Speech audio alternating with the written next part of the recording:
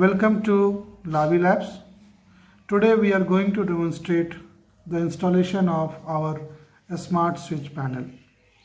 So we have 5 switch 12 ampere load supported board. We have 4 switch board. It has inbuilt fan regulator and it also supports 12 ampere.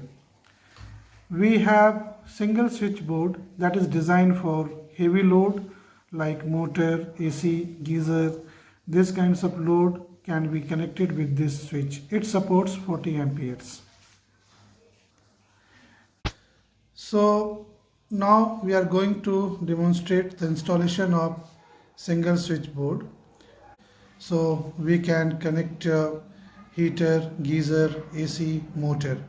So right now we are showing it for a motor connection, that is the water motor connection. So we have also connected a sensor with this.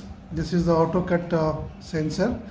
So this sensor basically, once the power will be filled in the tank, it will automatically cut the it will automatically turn off the water motor. So on the front, the blue color what you see is the touch panel. So and beside that there is a 5-pin socket. So there you can also connect your motor, 3-pin socket or 5-pin socket. Back side, if you see, there is a ground, neutral line, and the fourth one is the output. So in the output line you can also connect the motor with motor or any heavy load with that.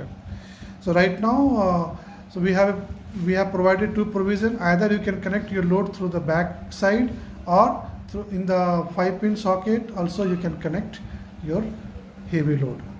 So now we will in the left and right we have put one mark.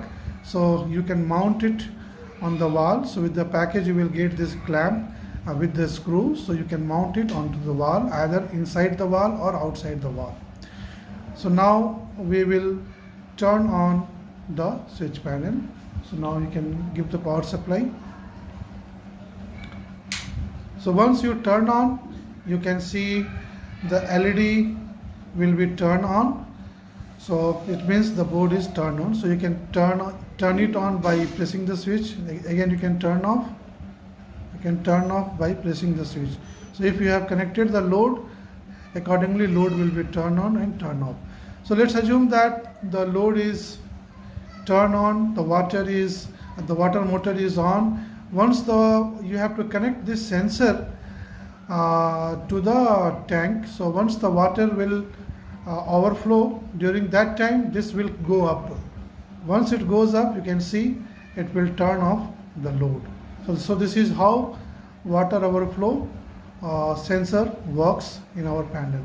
The same panel you can use it for AC, geysers. In that case you don't need a sensor.